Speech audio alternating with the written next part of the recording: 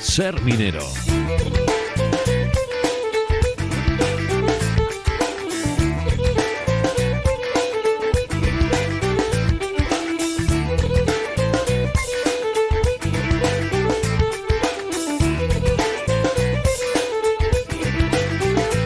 Como todos los lunes a esta hora tenemos una cita con la cultura minera y una cita con Roberto Fernández, nuestro referente en la materia, a la vez que también director del Museo de la Minería y de la Siderurgia de Castilla y León, que se encuentra en Saberola. Roberto, encantado de saludarte.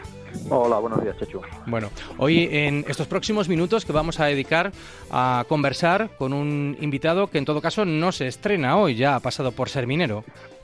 Pues sí, mira, hoy vamos a hablar de un libro que trata de una minería que, bueno, yo creo que es menos conocida en León que la minería del carbón, pero que tuvo, sobre todo, ¿no?, en el siglo XX, en un periodo del siglo XX, pues su importancia y una historia muy interesante. Estoy hablando de la minería del wolframio, y cuando hablamos de esta minería y de esta historia, pues es inevitable citar al invitado del que tú hablabas, ¿no?, que es Diego Castro. Diego es doctor en historia, es profesor, es investigador, nos acompañó en alguna otra ocasión cuando elaboraba su tesis sobre este tema, y esta tesis, por cierto, por la que obtuvo un sobresaliente cum laude, pues ha visto reflejada en un interesante libro de reciente publicación que se titula La minería del wolframio en el noroeste de la península ibérica, y bueno, pues le hemos invitado a Diego para hablar de esta nueva publicación y del wolframio tan interesante, ¿no?, nuestra historia minera de León. Uh-huh. Bueno, pues Diego, bienvenido de nuevo a Ser Minero. ¿Qué tal? ¿Cómo estás? Hola, buenas tardes. Un placer estar de nuevo con vosotros. Uh-huh. Bueno, has venido trabajando largo tiempo en la minería del wolframio y en su presencia en este cuadrante noroeste y también de forma muy particular en León, con un trabajo ya que de alguna manera has consumado, ¿no? Había retazos, ¿no? Teníamos un poco informaciones un poco sueltas y seguramente la gran valía de este libro y de tu trabajo es que das una visión completa, profunda y panorámica, ¿no?, de este tema. ¿Era el propósito con el que iniciaste tu investigación? Sí, efectivamente. Sobre el tema de la minería del wolframio, yo lo que habíamos comprobado es que había mucha novela, mucho testimonio oral, y yo cuando me planteé hacer la tesis doctoral sobre este tema, porque realmente el libro es el resumen de la tesis doctoral, que la defendía ya por 2017, como director de tesis, el profesor Javier Rodríguez de la Universidad de León, de Historia, pues me dijo, a ver, vamos a intentar hacer un trabajo aquí técnico-científico, es decir, buscar documentación archivística, buscar otro tipo de cosas que no sean solo testimonios orales acerca de esta minería que fue tan importante en todo lo que fue el noroeste del Bierzo, no solo durante la Segunda Guerra Mundial, sino también durante los años 50, porque las explotaciones mineras es verdad que tiene más fama, como bien ha dicho Roberto, la minería del carbón, pero el wolframio también fue un motor económico muy importante, no solo para Galicia, sino también para la zona leonesa del Bierzo. ¿De qué lugares estamos hablando y en qué época nos situamos? Pues mira, concretamente en lo que yo me he centrado, aunque ya digo que la minería fue más importante en el noroeste, en Galicia, que en León, es en la explotación de la Peña del Seo, una montaña que hay aquí que pertenece administrativamente al municipio de Corullón, y concretamente a la localidad de Calafresnas. Es una montaña de más de 1.500 metros y ahí, digamos, hay depósitos de wolframio, entre otros, porque, digamos, en el Bierzo también hay otras minas, pero esta fue la más famosa, sobre todo porque tiene una singularidad, que fue explotada durante los años 40, en lo que yo llamo en el libro la minería irregular, es decir, mineros improvisados que de la noche a la mañana, por, digamos, vender ese wolframio a las potencias beligerantes durante la Segunda Guerra Mundial, pues traían ese wolframio de manera anárquica. Y luego la singularidad es que en los años 50, lo que yo llamo la minería formal, una empresa se instaló ahí en esa explotación, digamos, y realizó una extracción del mineral de manera regular, industrial, construyendo toda una serie de edificaciones, de instalaciones que son las que todavía hoy, aunque es verdad que en estado ruinoso, aunque hoy en día se está rehabilitando todo aquello, en forma de patrimonio industrial o cultural, digamos, es lo que todavía hoy queda en pie, ¿vale? Esas huellas de esa explotación de los años 50. Fue breve, es verdad, apenas una década, pero bueno, tiene esa doble explotación en dos etapas tan diferentes. Años 40, Guerra Mundial, años 50, Guerra Fría, podríamos decirlo así.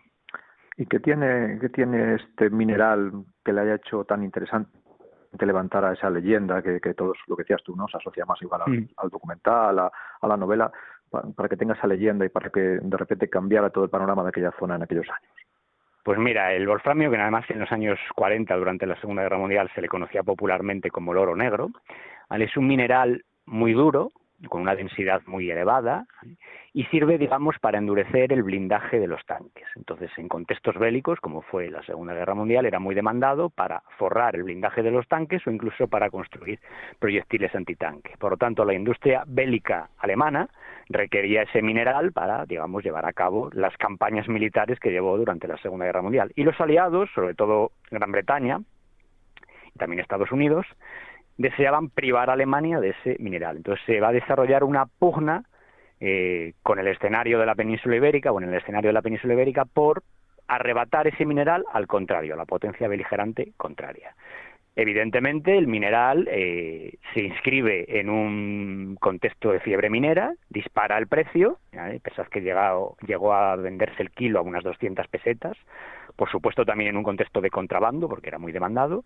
Entonces, lógicamente, eso generó toda una serie de economía sumergida y de gran riqueza, en el que, además, hablamos años 40, pensad en la época de la autarquía, pobreza en España, subdesarrollo, hambre, mucho tráfico clandestino, corrupción a nivel policial, político, etcétera, en un mineral tan demandado y tan con precios tan elevados, digamos. Por eso se necesitaba tanto por parte de las potencias beligerantes.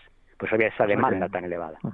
Que fue también un poco escenario de intrigas, ¿no? Y de espionajes, porque veo en tu libro en la portada la bandera de España, la de Alemania, la de Inglaterra, la de Estados Unidos, ¿no?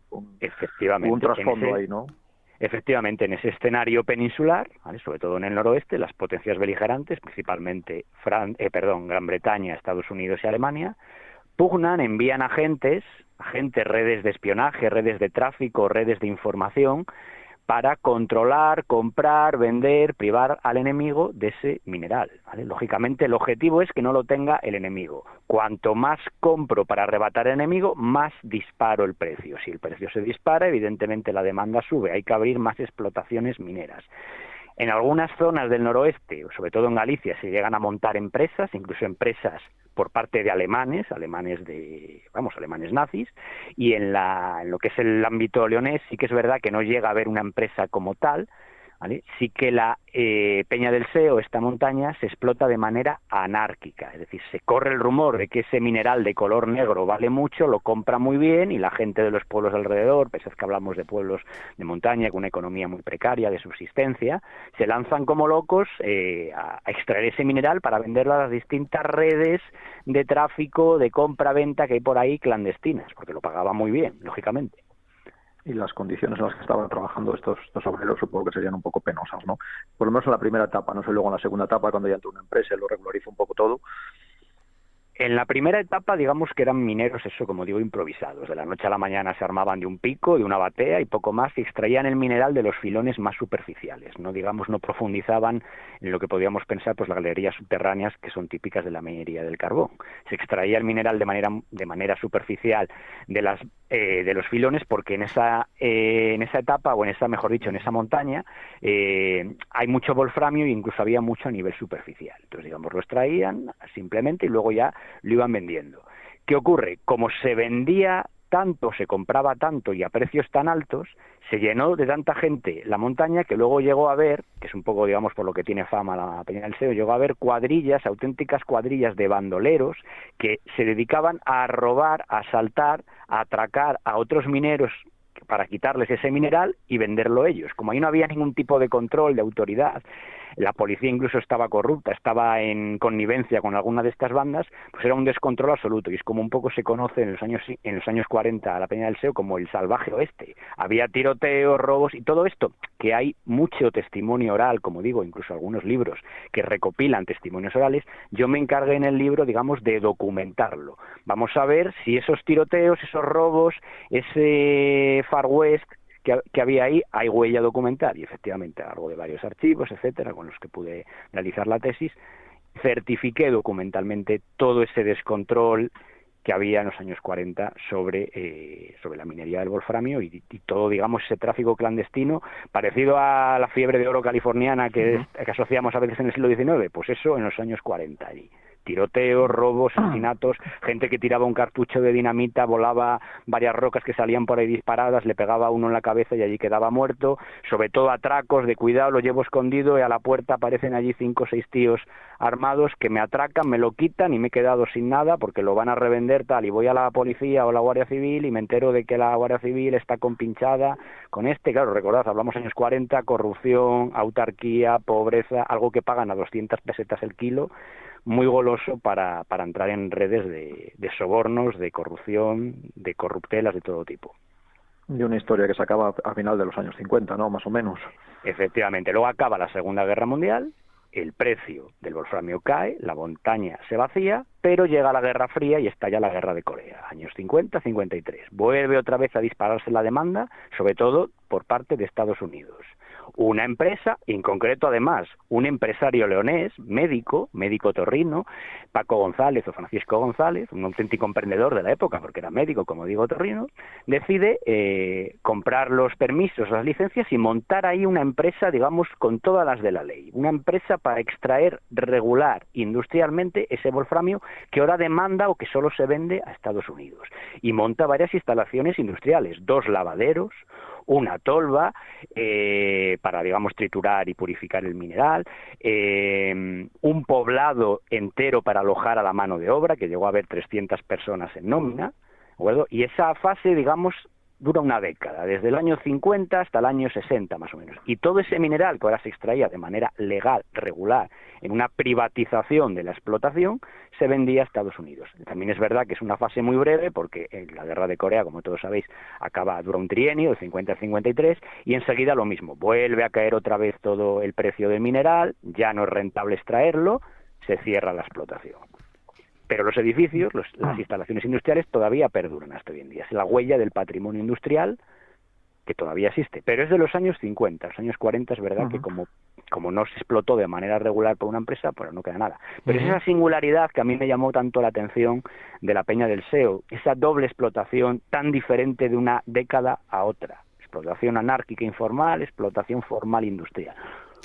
Bueno, pues es una investigación apasionante y además, por fortuna, ya podemos disfrutarla en formato libro después de, bueno, pues haber ido dando algunas pinceladas en formato radiofónico. La minería del wolframio en el noroeste de la península ibérica del 1959, de nuestro invitado de hoy en Ser Minero, Diego Castro Franco. Ha sido un placer volver a encontrarnos contigo y escucharte, Diego. Enhorabuena, ¿eh? Muchísimas gracias a vosotros por la invitación. Y también gracias a nuestro Roberto Fernández. Cuídate y hasta la próxima. Bueno, hasta el próximo lunes.